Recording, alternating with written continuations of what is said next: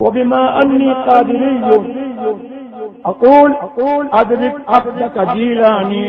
أدرك عبدك جيلاني. الحمد لله المبدئ المعيد الغني الحميد زلف الواسع والعقاب الشديد، والصلاة والسلام على سيد الأنبياء خاتم النبيين سيد المرسلين سيد الأولين والآخرين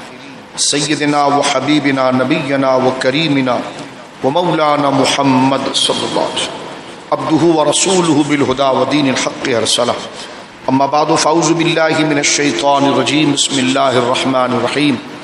ان الذين قالوا ربنا الله ثم استقاموا تتنزل عليهم الملائكة ألا تخافوا ولا تحزنوا وأبشروا بالجنة التي كنتم توعدون نحن أولياؤكم في الحياة الدنيا وفي الآخرة ولكم فيها ما تشتهي أنفسكم ولكم فيها ما تدعون نزلا من غفور رحيم. آمنت بالله صدق الله العظيم. ببركة إن الله ملائكته يصلون على النبي يا أيها الذين آمنوا صلوا عليه وسلموا تسليما. اللهم صل على سيدنا وحبيبنا نبينا ومولانا محمد وبارك وسلم صلاة وسلاما عليك يا سيدي يا حبيبي يا رسول الله. كلهم من رسول الله ملتمس غرفا من البحر أو رشفا من الديم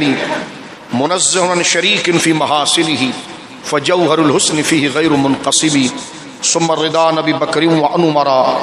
وعن علي وعن عثمان ذي الكرم. مولا صل وسلم دائما سرمدا على حبيبك خير الخلق كلهم. نگاہ مفتی اعظم کی ہے یہ جلوہ گری، نگاہ مفتی اعظم کی ہے یہ جلوہ گری، چمک رہا ہے جو اختر ہزار آنکھوں میں. اللہ کی حمد و ثنا نبی مکرم نبی معظم باعث تخلیق ارض و سما صلی اللہ علیہ وآلہ وصحبہ وبارک وسلم کی بارگاہ مقدسہ میں انتہائی محبت و عقیدت کے ساتھ درود و سلام پیش کرنے کے بعد تمام تعریف اللہ وحدہ لا شریک کے لیے ہے. آج میں اور آپ انتہائی سعادت پا رہے ہیں. نابغہ روزگار حجت اللہ علی الارض حضور شیخ الاسلام المسلمین آیات من آیات اللہ حضور تاج الشریعہ مفتی محمد اختر رضا الازہری نور اللہ دریحہ کے تیسرے عرس پاک کے اندر حضور کی شخصیت مبارک، آپ کا علمی فیضان اور اللہ رب العالمین جل وعلا نے اپنے دین کے علوم اور اپنی معرفت کے حضور کی شخصیت مبارک، آپ کا علمی فیضان اور اللہ رب العالمین جل وعلا نے اپنے دین کے علوم اور اپنی معرفت کے ان تمام جام سے اپنے درجے میں آپ کو ایسا فیضیاب فرمایا کہ آپ یکتا روزگار ہیں اور نابغہ روزگار ہیں.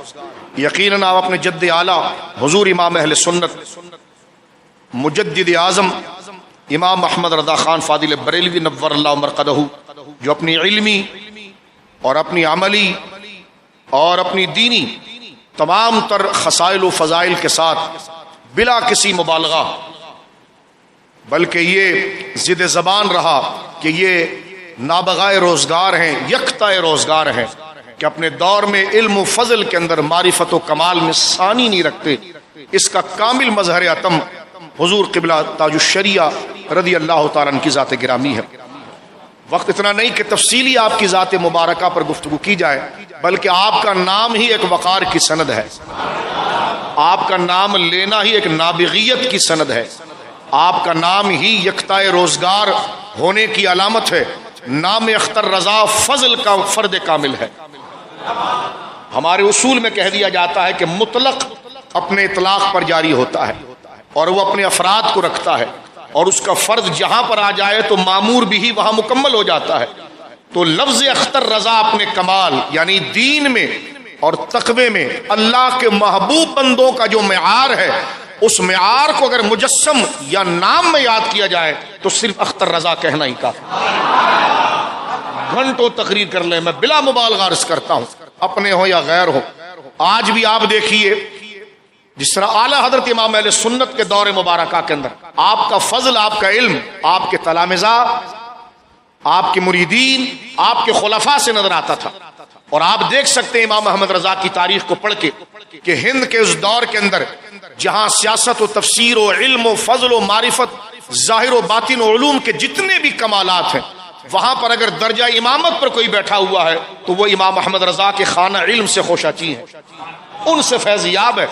اسی طرح حضور تاج الشریعہ رضی اللہ تعالیٰ عنہ کا واللہ یہ کمال رہا ہے، آج شرق سے لے کر غرب تک علماء کے اندر تسلب اور معیار، یا اہل سنت و جماعت کے وہ جید علماء کہ جن کے کاندھوں پر اس ملت بیضا کی ذمہ داری ہے، اور آج وہ بحمد اللہ تعالی شرق اور غرب کے اندر قرآن و سنت کی ویسے ہی تبلیغ کر رہے ہیں جیسے تبلیغ کرنے کا اللہ اس کے رسول نے فرمایا ہے بحمد اللہ تعالی۔ وہ ہر نسبت کے ساتھ آپ دیکھیں گے یا براہ راست بالواسطہ یا بلا واسطہ حضور تاج الشریعہ کے خوشاچی، یعنی یا تو آپ کے براہ راست مرید ہیں، براہ راست خلفاء ہیں، یا وہ شخصیات کے جنہوں نے واقعی میں اس دور کے اندر لوگوں کی ہدایت کے لیے اور لوگوں کی تربیت کے لیے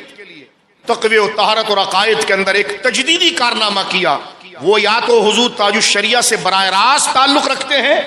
یا بالواسطہ آپ سے نسبت رکھتے ہیں۔ اور یہ ایسا کمال ہے کہ آج آپ دیکھیں گے، ابھی آپ نیٹ پر سرچ کریں گے تو جتنی بڑی بڑی علمی درسگاہ ہیں وہاں اختر رضا کا نعرہ لگ رہا ہے۔ یہ اللہ رب العالمین کا فضل ہے کہ ذالک فضل اللہ یعطیہ من یشاء، یہ اللہ کا فضل ہے کہ اللہ رب العالمین جسے چاہے عطا فرمائے۔ ایسا ہوتا ہے کہ خاندان میں ایک فرد بہت ممتاز اور اعلیٰ گزر جائے لیکن اولادوں میں یہ تسلسل نہ ہے، لیکن اعلیٰ حضرت امام اہل سنت رضی اللہ تعالیٰ عنہ کے خاندان کو اللہ نے یہ شرف و مقام عطا فرمایا اور یہ مرتبہ اور اللہ رب العالمین نے منزلت عطا فرمائی جہاں فیضان اس خاندان کے اندر حضور حافظ کاظم علی رضی اللہ تعالیٰ عنہ سے شروع ہوتا ہے۔ حضرت حافظ محمد کاظم علی قدس سر عزیز، ان کے صاحبزادے آگے بنتے امام العلماء مولانا رضا علی خان صاحب رحمۃ اللہ علیہ، ان کے شہزادے علم و فن میں امام العلماء امام المتکلمین مولانا نقی علی خان صاحب رحمۃ اللہ علیہ، ان کے شہزادے حضور سیدنا مجدد اعظم جن سے پورا دین اور اہل سنت پہچانی جاتی ہے حضرت احمد رضا خان فاضل بریلوی نور اللہ مرقدہ، ان کے شہزادے سرکار حجت الاسلام مولانا حامد رضا خان صاحب رحمۃ اللہ علیہ، اور ان کے دوسرے شہزادے حضور مفتی اعظم عالم اسلام سرکار مصطفیٰ رضا خان صاحب رحمۃ اللہ علیہ، ان کے شہزادے حضور مفسر اعظم مولانا ابراہیم رضا خان صاحب رحمۃ اللہ علیہ، اور ان کے شہزادے حضور تاج الشریعہ مفتی اختر رضا صاحب۔ یہ تسلسل اگر آپ دیکھیں تو یہ شخصیات نہیں، یہ ایک دور کا نام ہے، ایک دور کا نام ہے، یعنی یہ کہنا بالکل مبالغہ نہیں ہوگا اور خلاف واقع نہیں ہوگا کہ اللہ رب العالمین نے حضور تاج الشریعہ کی ذات میں کئی انجمنوں کو جمع کر دیا، صورت و شکل کے اعتبار سے، نسب و تقوی کے اعتبار سے، علم و ظاہر کے مقام و مرتبے کے اعتبار سے اللہ رب العالمین نے جو حضور تاج الشریعہ کو کمال و ملکہ عطا فرمایا۔ اور علوم دینیہ میں آج تو کوئی ایک حرف جان لیتا ہے تو نہ جانے کیا کیا دعویٰ کرتا ہے، صرف حرف یا کسی علم کی ایک ٹرمز اور اصطلاح کو جان کر نہ جانے وہ کیا کیا کہلاتا ہے۔ امام محمد رضا کے شہزادے حضور تاج الشریعہ کو اپنے جد اعلیٰ اور سرکار غوث اعظم کے فیضان سے نسبت حاصل ہے کہ علوم اسلامیہ جس کو کہا جائے، جس ایک ایک علوم میں عبور کے لیے بندے کے لیے کئی سو سال گزر جائے، بلا مبالغہ اس خاندان کو اللہ نے وہ صلاحیت عطا فرمائی ہے کہ علوم اسلامیہ کے درجنوں علوم پر یہ امامت کا درجہ رکھتا ہے۔ عقائد میں آپ آ جائیں، وہ درک اور کمال کے عقائد نے بولے تو ان کا بولنا سند ہو جاتا ہے، حدیث میں آ جائیں تو ان کا بولنا سند ہو جاتا ہے، علم تفسیر میں آ جائیں تو ان کا بولنا سند ہو جاتا ہے، علوم اصول اسلامیہ میں، اصول علوم اسلامیہ کے اندر آ جائیں تو جناب ان کا بولنا سند ہو جاتا ہے، ادب عربی میں آ جائیں تو ان کی جرح تعدیل ان کا نقطہ سند ہو جاتا ہے، علم شاعری اور عروض میں آ جائیں تو ان کا بولنا سند ہو جاتا ہے۔ یعنی آپ حیران ہو کہ کوئی شخص ایک علوم پر درس رکھتا ہے لیکن ایک ذات پورا ایک ادارہ یونیورسٹی بن جائے، یہ خاصہ صرف اعلیٰ حضرت کے خاندان کو حاصل ہے۔ ان شخصیات کو جاہل کبھی نہیں سمجھ سکتا، جو علوم اور علم کے مدارج اور زینے جتنا چڑھتا چلا جائے گا اختر اسی طرح چمکتا ہوا نظر آتا جائے گا۔ جاہل کا یہاں پر، بد مذہب کا یہاں کیا گزر، دونوں ہاتھوں میں لڈو لینے والوں کا یہاں پر کیا گزر، اور لومڑی کی طرح اپنے گویا کے حرکت کو ٹیڑھا کر کے اور تبدیل کر کے اور حالات کے اعتبار سے ہر جگہ پر فٹ آ جانے والے اور دین کو ناقدر دینے والے، دین کی ناقدری کرنے والے، ان کو ان کی کیا قدر، یا پھر علوم شریعہ سے تعلق نہ رکھنے والوں کو کیا قدر۔ لیکن جسے آخرت اور اللہ اور دین سے محبت ہو گئی اور شریعت کے علم سے محبت ہو گئی، وہ یقیناً یہی کہتے ہیں کہ حضور اختر رضا کا ثانی کوئی نہیں۔ آپ کا فتاوی اس پر دال ہے، تقریباً 60 کے قریب 59 کتابیں آپ نے درج کی ہیں، آپ نے تحریر فرمائی ہے۔ عربیت کے اندر جو آپ کو عبور تھا، فقہ کے اندر جو آپ کو عبور تھا، علم حدیث میں جو آپ کو عبور تھا، علم تفسیر میں جو آپ کو عبور تھا، علم قرآن میں جو آپ کو عبور تھا، علم معقولات فلسفہ اور منطق میں جو آپ کو عبور تھا، علم منقولات میں جو آپ کو عبور تھا، گویا کہ ایک شخصیت پورا ایک ادارہ ہے، پوری ایک جامعہ ہے، پورا ایک نصاب ہے۔ یہ اللہ رب العالمین نے آپ کو ملکہ عطا فرمایا۔ میں تقریر نہیں، صرف ان کے ذات کے اندر گویا کہ یوں سمجھ لیجئے کہ کتاب اختر رضا کے انڈیکس میں آپ کو بتا رہا ہوں کہ ان علوم کو دیکھ کر حضور تاج الشریعہ رضی اللہ تعالیٰ کو پڑھا جا سکتا ہے۔ ان تمام کے ساتھ جس کو تقویٰ مل جائے اور جس کو عقیدے کے اندر درک مل جائے اور علم کے اندر مقام مل جائے تو وہ ولی نہیں ہوگا تو ولی کون ہوگا؟ اعلیٰ حضرت فاضل بریلوی کے خاندان کو یہ شرف حاصل ہوا کہ یہ علوم ظاہر اور علوم باطن میں کسی کے آگے ان کی نظریں نہیں جھکی اپنے معاصر کے اندر، بلکہ فیضان ایسا تھا کہ اللہ نے ان کو ظاہر و باطن سے بالکل مکمل فرما دیا۔ یہ وہ خاندان ہے جو کسی سے مرعوب نہیں ہوا، کسی سے ڈرا نہیں، علمی طور پر کسی سے دھونس نہیں کہایا، کسی کے سامنے بیٹھنا اور کسی کے سامنے علم و وقار سے گفتگو کرنا کبھی ان کی گردنیں نہیں جھکی۔ اللہ کے فضل سے اللہ نے ان کو ایسا نوازا کہ علم و فضل پہچانا ہی ان سے گیا۔ یہ مقام ہے اعلیٰ حضرت امام اہل سنت رضی اللہ تعالیٰ کے کمال کا۔ اب آپ دیکھیں کسی شخصیت کو اپنی زندگی کے کام کے اندر کوئی ایک خاص جہت سے وسعت ملتی ہے۔ میں کہتا ہوں تاج الشریعہ کو علم و فیضان، جو اصل انسان کا تعارف علم ہوتا ہے، تقویٰ ہوتا ہے، کردار ہوتا ہے اور اس کا عمل ہوتا ہے، اس ذات کے اعتبار سے اگر آپ دیکھیں تو میں نے آپ کو پہلے کہا کہ علماء کا جمع غفیر، جس میں 1 کروڑ سے زیادہ آپ جید علماء کہہ سکتے ہیں جو صرف آپ کے خلفاء کی لسٹ میں آتے ہیں۔ صرف پاکستان اور ہندوستان، بنگلہ دیش، انڈونیشیا، ملیشیا نہیں، عرب کے علماء جو آپ کے آگے کاغذ لیے دوڑتے ہیں کہ جناب ہمیں کوئی سند عطا فرمائے۔ دبئی کے جناب آپ دیکھ لیجئے، بڑے مشہور علی شیخ مانے، عیسیٰ مانے، کتنا بڑا علم و فضل ان کا مقام ہے۔ وہ دبئی کے اندر، دبئی اوقاف میں وہ مذہبی امور کے وزیر رہ چکے ہیں،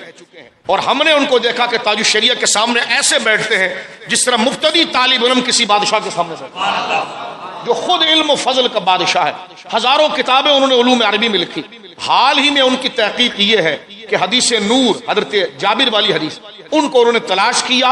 اور جز مفقود جو عبدالرزاق، مصنف عبدالرزاق کا تھا، اس پر تحقیق کر کے بد مذہبوں کو انہوں نے چیلنج کیا۔ وہ گویا کہ دبئی کے اندر جب مذہبی امور میں وہ وزیر رہے تو اس دوران انہوں نے اہل سنت کی خدمت میں بے شمار امور میں کام کیا، لیکن ہم نے اس کراچی میں ان کو دیکھا کہ وہ حضور تاج الشریعہ کے سامنے زانو تلمس کو خم کر کے سر جھکا کر کہتے ہیں کہ شیخ میں نے جو پڑھا لیکن آپ کی نسبت میرے اقبال کو بلند کرے گی اور آپ مجھے نسبت عطا فرمائیں۔ اور وہ نسبت صرف عقیدت کی نہیں تھی کہ حضور تاج الشریعہ کے ساتھ 1000 مریدین چل رہے ہیں، یہ بھی سن لیجیے، وہ اہل علم عرب۔ یہ ایسا بھی نہیں تھا کہ آپ کو دعوت دی گئی تو آپ نے مبالغتاً کوئی تعریف کر دی، مثلا میں نے آپ کو دعوت دی تو آپ نے اعزاز و اکرام میں میرے لیے وہ جملے بھی بول دیے کہ جو میرے لیے تھے بھی نہیں، لیکن یہ عزت دینے کا ایک طریقہ ہوتا ہے، ایسا نہیں ہوا۔ وہ شخصیات ایسی نہیں۔ تاج الشریعہ کا علم اس بات کا تقاضا کرتا تھا کہ وہ بیٹھ کر آپ سے فیض لیتے ہیں، یعنی ماحول نے ان کو متاثر نہیں کیا، احسان نے متاثر نہیں کیا، بظاہر اخلاق نے متاثر نہیں کیا، بلکہ اصل علم نے متاثر کیا۔ اس کی نظیر جامعۃ الازہر میں نظر آتی ہے،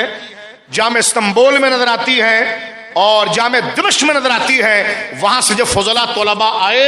انہوں نے جب اپنے مقالے لکھے، انہوں نے دیکھا کہ ہم نے عرب کے وہ علماء کہ جب ان کے پاس کوئی جاتا ہے، پوری دنیا سے جب بڑے علماء جاتے ہیں تو وہ اس کی آزمائش کے لیے، کیونکہ وہ خود اپنے علم میں اپنے ایک مقام میں ایک درک، ایک رتبہ رکھتے ہیں، تو وہ جس طرح کہ جامع دمشق کے اندر ہمارے دوستوں نے کہا اور جامعۃ الازہر کے اندر جب حضور تاج الشریعہ وہاں پر پہنچے تو وہاں پر یوں ہوتا ہے کہ جس طرح کے بچوں کی جو بزم ہوتی ہے، یا جامعۃ الازہر اور جامعہ دمشق ایک بہت بڑی جامعہ اسلام کی سب سے بڑی یونیورسٹیوں میں ہے، تو وہاں سے اگر کوئی عالم دین وہاں پہنچتا ہے تو اس کے تعارف کے لیے جو اسٹوڈنٹ کی بزم ہوتی ہے اس میں ان کو استقبالیہ دیا جاتا ہے اور ان کو یہ کہا جاتا ہے کہ آپ کوئی گفتگو کریں. لیکن تاج الشریعہ کی علمی صلاحیت یہ تھی کہ تاج الشریعہ کو اس منصب پر بٹھایا گیا جو اس منصب پر اس وقت کے صدر یا وزیر اعظم بیٹھتے تھے، اور عام استاذ نہیں، کسی خاص کلیہ کے، کسی خاص سبجیکٹ کے، کہ گرامر کے، تفسیر کے، حدیث کے عام استاد نہیں، بلکہ جتنے اساتذہ ہیں وائس چانسلر سمیت آپ کے سامنے بیٹھ کر آپ سے درس لیتے تھے. یہ مقام یہ اسی طرح کی نظیر ہے جس طرح کا اعلیٰ حضرت امام اہل سنت مکہ مکرمہ پہنچے تھے،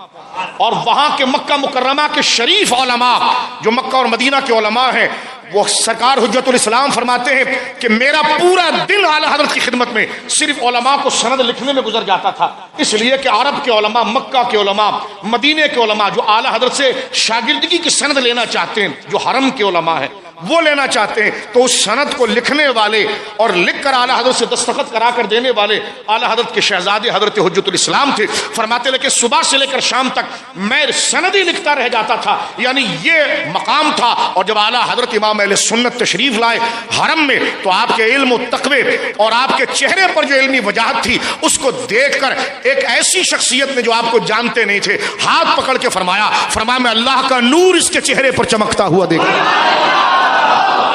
اس کی دلیل حسام الحرمین ہے، اٹھا کر پڑھیے وہ سند.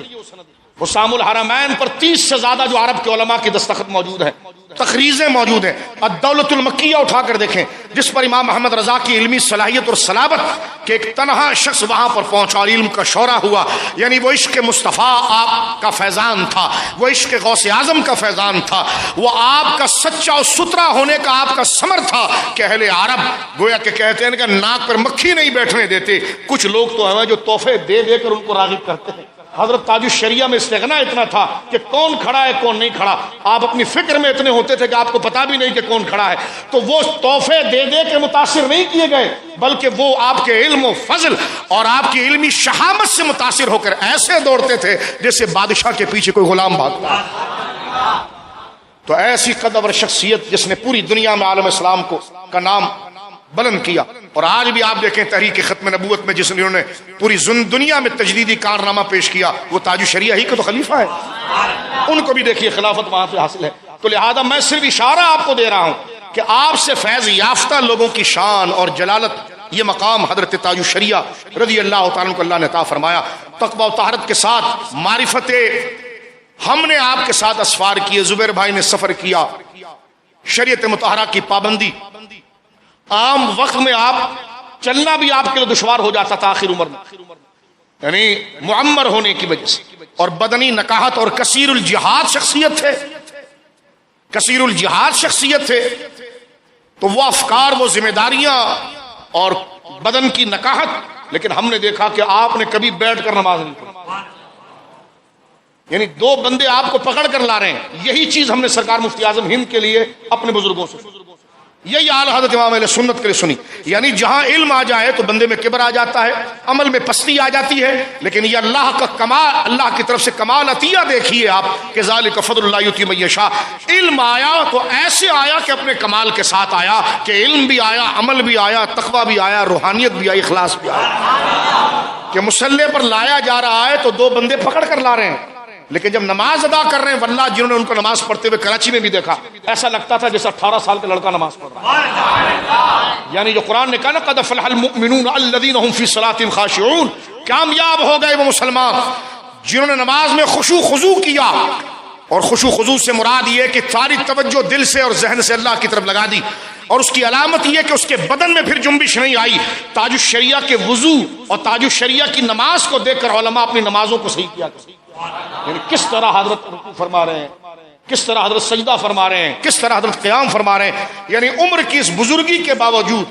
آپ نے کبھی تن آسانی کو جگہ نہیں دی. یہ نہیں کہ جناب جو ہے کہ وہ رخصت سے کام لیا جائے، ہمیشہ آپ نے عظیمت ہی کی راہ کو ملحوظ خاطر رکھا. اب میں جلدی سے ختم کرنے کے لیے قرآن کی آیت پڑھتا ہوں. یہ کیسی شخصیات ہیں؟ قرآن کہتا ہے ان الذین قالوا ربنا اللہ ثم استقاموا، بے شک وہ لوگ جو ایمان لائے اور ایمان لانے کے بعد استقامت کر گئے، اس کے اوپر مستقیم ہو گئے، استقامت کر گئے وہ. تو فرمایا، اللہ فرماتا تتنزل علیہم الملائکہ، ہم ان پر فرشتے اتارتے ہیں اور فرشتے انہیں بشارت دیتے اللہ تخافوا ولا تحزنوا، گھبرانا نہیں، ڈرنا نہیں، وابشروہ بالجنہ، یہ تیرے دشمن تیرے سامنے جتنا بھی آ جائے اللہ نے تیرے لیے جنت کو لکھ دیا ہے۔ علماء لکھتے ہیں کہ یہ جو فرشتے اترتے ہیں اور فرشتے اس بندے سے یہ کہتے ہیں کہ جو اللہ کو اللہ کہہ کر ڈٹ جاتا ہے، یعنی زبان سے اللہ کہنا تو آسان ہے لیکن اس کی ساری باتوں کو مان کر معاشرے میں زندہ رہنا یہ ان جیسے پہاڑ جیسے لوگوں کا کام کہ لا یخافون لومۃ لائم، یہ کسی ملامت کرنے والے، کسی تنقید کرنے والے کی پرواہ نہیں کرتے۔ جو فتویٰ دیا پوری زندگی اس پر عمل کیا، جس چیز کو غیر شرعی سمجھا دلائل کے ساتھ اس کا جواب دیا، خود بھی اس پر پابند رہے، عقیدے میں اتنی پختگی رکھی کہ جو فتویٰ دیا عقائد کے بارے میں کہ خدا کے لیے کیسا عقیدہ ہونا چاہیے عز و جل، نبی پاک صلی اللہ علیہ وسلم کے لیے کیسا عقیدہ ہونا چاہیے، صحابہ کو کس طرح ماننا چاہیے، اہل بیت کو کس طرح ماننا چاہیے، تمام گمراہ بددین فرقوں کے مقابلے میں اہل سنت حق ہے۔ جب اس کو دلائل سے ثابت کیا تو اپنے رشتہ دار، اپنے مرید اور غیر کسی کی تمیز نہ کی، پھر ہر ایک کو پھر اسی ورک فریم میں دیکھا، اسی عینک سے دیکھا، اور یہ وہ تسلب تھا ثم استقاموا، جب اللہ کو کہہ دیا اللہ تو پھر سب کو چاہا بھی اسی کے لیے، سب کو چھوڑا بھی اسی کے لیے۔ یہ استقامت اللہ زبان سے کہنا آسان ہے لیکن اس کے لیے کسی کو چاہنا اور اسی کے لیے کسی کو چھوڑنا، اسی کے کہنے پر رشتے بنانا،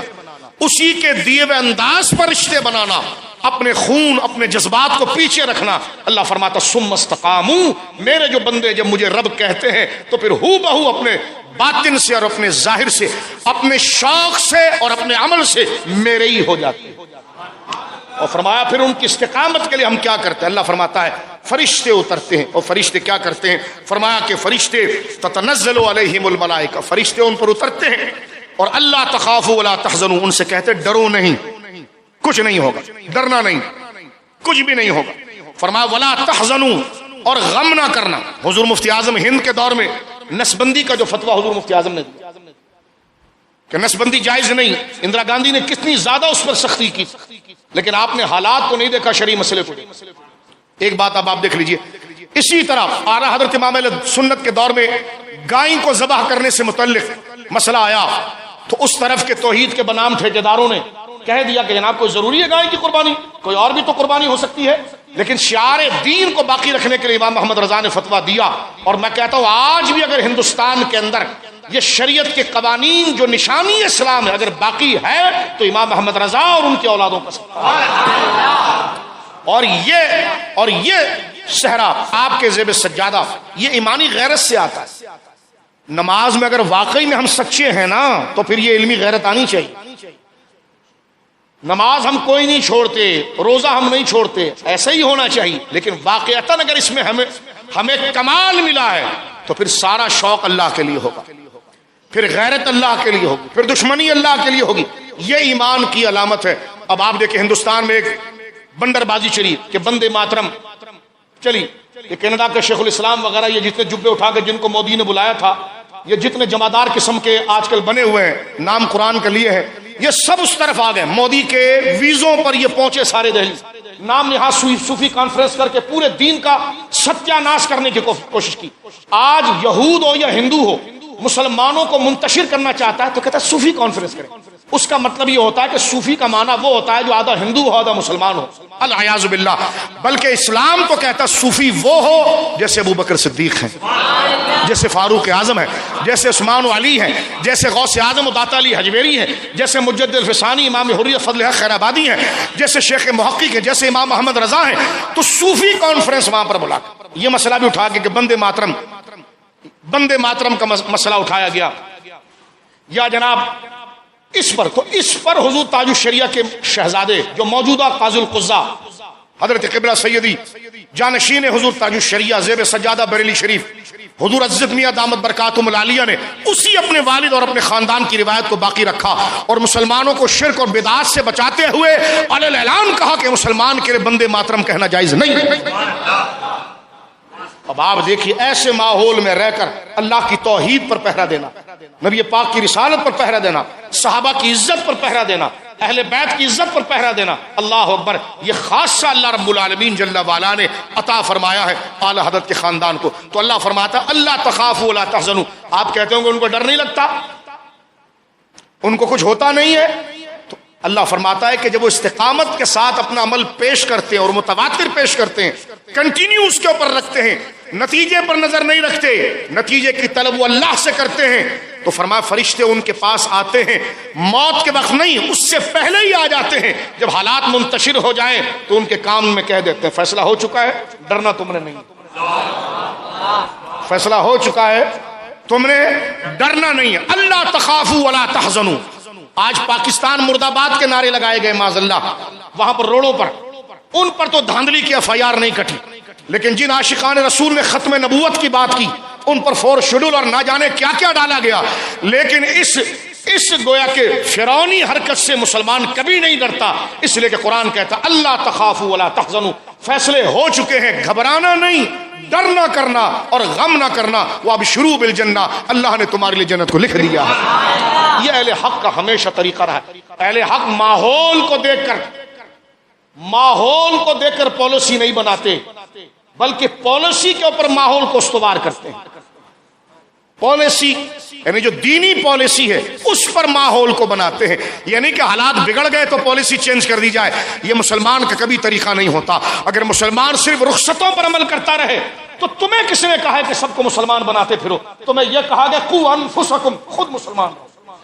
یہ نہ ہو کہ دوسروں کو مسلمان بنانے کے چکر میں خود بھی فارغ ہو جائے۔ ایسی کوئی پالیسی، ایسی کوئی بولی، ایسا کوئی انداز تم زبان پر لے کر آؤ کہ تم گویا کہ حالات ایسے بن گئے تو لہذا جملہ یہ کہہ دیا جائے، حالات یہ بنا دیے جائے، تو اللہ کہتا قوا انفسکم، پہلے تم خود جہنم سے بچو اور اپنے بچوں کو بعد میں جہنم سے بچاؤ، لوگوں کو بعد میں جہنم سے بچاؤ۔ یعنی قرآن کی آیت یہ کہتی ہے کہ عزیمت کی راہ کو اگر علماء چھوڑ دیں گے، مشائخ چھوڑ دیں گے، تو آج جو چوچو کا مربع ہو گیا ہے، فرقہ واریت اور فتنہ ہو گیا ہے، طاہر القادری جیسے منافق آج معاشرے میں سرائیت کر گئے اور صلح کلیت کا اور تفضیلیت کا راج ہوا، یہ ہوا جب ہے کہ جب اہل حق نے حق بولنا چھوڑا، یہ حق کو چھپایا، اور یہ دونوں عیب، یہ دونوں گندگی اعلی حضرت کے خاندان میں نہیں تھی۔ نہ حق کو چھپانے کی گندگی ہے، نہ حق کو نہ چپ رہنے کی گندگی ہے۔ آج کیا ہوا اہل حق میں کہ حالات کو دیکھ کر چپ ہو جاتے ہیں۔ یہ سکوت کرنا کہ جب قیام کا وقت آیا تو سجدے میں گر گئے، تو سکوت کرنا، جب بولنے کا وقت ہے تو چپ ہو جاؤ، جب بتانے کا وقت ہے تو حق کو چھپاؤ، یہ ایسی بڑی نحوست ہے کہ ہماری قبروں پر 100 من کے پتی میاں بھی اگر مریدین ڈال دیں تو پتی بیچنے والے کو تو فائدہ ہو گیا، بعد میں گلکن بنانے والے کو تو فائدہ ہو گیا، پیر اندر رگڑ میں آ گیا، اس لیے کہ اس نے دین کو دھوکہ دیا اور اپنی ذات کے لیے لوگوں کو تیار کیا۔ لیکن اعلیٰ حضرت کے خاندان کی یہ شان ہے کہ انہوں نے اپنی ذات کے لیے تیار نہیں کیا بلکہ مصطفیٰ کی غلامی کے لیے تیار کیا۔ بس یہ حضور تاج الشریعہ کی زندگی کا پورا نچوڑ رہا، آپ کے آخری سانس تک یہی چیز رہی۔ بڑھاپے کی نکاحت بندے کے ارادے کو متزلزل کر دیتی، بڑھاپے کی کمزوری، مرض کی شدت بندے کو کمپرومائز کی طرف لے آتی، بدن کی کمزوری بندے کے ارادے کے اندر پسپائی پیدا کرتی ہے، بندے کو ضدی بنا دیتی ہے، بندے کو حریص اور لالچی بنا دیتی ہے۔ اللہ کی قسم ہم نے اس عمر میں حضرت تاج الشریعہ سے کئی کٹھن اور چبھتے بھی مسائل ہم نے دیکھے، لیکن ہم نے ان کی جوانی تو نہیں دیکھی، لیکن اپنے استادوں سے جو ان کی جوانی کا ہم نے انداز دیکھا تھا وہی انداز آپ کے بڑھاپے کے اندر۔ یہ اللہ کا اس کو کہتے ہیں استقامت، اس کو کہتے ہیں استقامت۔ ایک جملہ کہہ کے میں بات ختم کرتا ہوں۔ حضرت سیدنا ابو بکر صدیق سے جب پوچھا گیا تھا کہ استقامت کیا ہے تو کہا گناہوں سے بچنا، فرمایا یہ تو مشکل ہے، استقامت کا معنی ہے شرک سے بچنا۔ حضرت عمر سے پوچھا گیا استقامت کیا ہے تو حضرت فاروق اعظم کہتے ہیں کہ وہ ثابت قدمی ہے کہ اللہ تعالیٰ کی اطاعت میں وہ لگا رہے حالات جیسے بھی ہوں۔ استقامت یہ ہے کہ وہ اللہ کی اطاعت میں مسلسل لگا رہے اور لومڑی کی طرح ہیلے بازیاں نہ کرے۔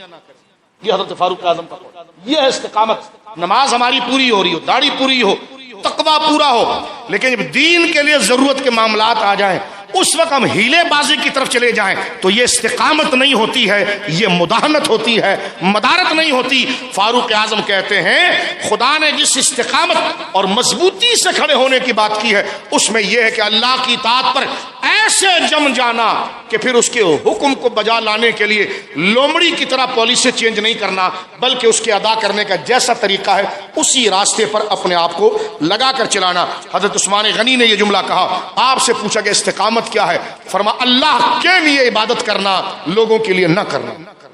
ریاکاری اپنے اندر سے نکال دینا۔ لوگ کیا کہیں گے؟ مرید بھاگ تو نہیں جائیں گے؟ لوگ بھاگ تو نہیں جائیں گے؟ لوگ کچھ کہیں گے تو نہیں؟ اس سے کوئی بینیفٹ ہوگا؟ یہ میرے آپ کے ہر دل کے اندر گردش کر رہا ہوتا ہے۔ اور پھر ہم نماز پابندی سے تو یہ استقامت نہیں۔ استقامت کا معنی اخلاص، نتیجہ کیا ہوگا کیا نہیں ہوگا، اخلاص، کہ میں یہ کام اللہ کی رضا کے لیے کر رہا ہوں اور اللہ رب العالمین اس کا اجر مجھے عطا فرمائے گا۔ یہ حضرت عثمان غنی تفسیر کرتے ہیں۔ حضرت مولا کائنات اس کی تفسیر کرتے ہیں کہ فرض اور جو فرض چیزیں ہیں، جو فرض چیزیں ہیں جن کی حفاظت تم پر لازم، جیسے نماز فرض ہے ایسے دین کی حفاظت بھی تم پر فرض ہے، ایسے دین کی حفاظت بھی فرض ہے۔ کوئی اللہ کے لیے بک بک کرتا رہے، تم 2 رکعت نفل اور پڑھو تو کیا تمہیں اس نفل سے ملے؟ تم پر جس طرح فرض نماز ادا کرنا فرض تھا، اسی طرح اللہ کی عزت کی حفاظت کے لیے بولنا اور لکھنا بھی فرض تھا۔ رسول اللہ کی ختم نبوت اور ناموس کے لیے بولنا بھی فرض تھا، صحابہ کی عزت کے لیے بھی بولنا اور لکھنا فرض تھا، اہل بیت کے لیے بولنا فرض تھا۔ یہ مداہنت ہمارے اندر، یہ کس طریقے کی ہمارے اندر جانبداری آتی ہے کہ صفیں ہماری مضبوط ہوتی ہے، مسجد سے نکل جانے کے بعد ہم کہتے ہیں یہ ہمارا ایشو ہی نہیں ہے، یہ ہمارا ایشو ہی نہیں ہے، یہ ہمارا ایشو ہی نہیں ہے۔ یہ شیطان کا دھوکہ ہوتا ہے، یہ نفس کا دھوکہ ہوتا ہے۔ ابھی تو ابتدائے عشق ہے، ابھی تو عشق نماز سے شروع ہوا ہے، فرائض معاشرے میں اور بھی ہے، لہذا اللہ نے جن چیزوں کو فرض قرار دیا ہے اس کو اسی طرح ادا کرنا اور اس کے لیے کھڑے ہو جانا، یہ ہے استقامت۔ اور آپ اس کو دیکھیں گے، میں نے آپ کے سامنے صرف ایک تصویر قائم کی ہے، اور اس کو اگر آپ توجہ کے ساتھ دیکھیں گے تو اعلیٰ حضرت فاضل بریلوی رضی اللہ تعالیٰ عنہ کے شہزادے اور آپ کے پورے خاندان کے اندر یہ چیز واضح طور پر نظر آتی ہے۔ کسی نے بڑی خوب بات لکھی کہ اس دنیا کے رنگ و بو میں کئی عالی مرتبہ شخصیتیں ایسی ہوتی ہیں جن کے وجود سے زمانہ برکتیں پاتا ہے، پر نور ہستیاں اپنی تجلیات کی سے زمانے کا مرجع اور رہنما بن جاتی ہیں۔ ان میں ایک عظیم شخصیت اسی طرز کی حضور تاج شریف۔ اللہ رب العالمین نے آپ کی زندگی میں ایسا فیضان رکھا، بات کو سمیٹتے کہ آپ کی زندگی کو جس نہج سے دیکھا جائے، جس زاویے سے دیکھا جائے، گوناگوں خوبیوں کا کمال نظر آتا ہے۔ آپ کی خدمات، آپ کی صالحیت، آپ کا تقوی، لوگوں کے لیے آپ کی گویا کہ نرم دلی اور دین و اسلام کی بقا اور حفاظت کے لیے ہمہ وقت بیدار ہونا، ایسا لگتا ہے کہ ایک ذات میں 1000 انجمنیں سمیٹ۔ اللہ رب العالمین آپ کی قبر پر کروڑوں رحمت نازل فرمائے۔ کل جمعے کا دن انشاءاللہ العزیز ہم آپ کی ذاتی بایوگرافی کو، یعنی ذاتی زندگی کو انشاءاللہ العزیز کل جمعے کے اندر حضور تاج شریعہ کی زندگی مبارکہ کے حوالے سے ہم گفتگو کریں گے، اور آپ کے اولاد و امجاد اور آپ کی تعلیم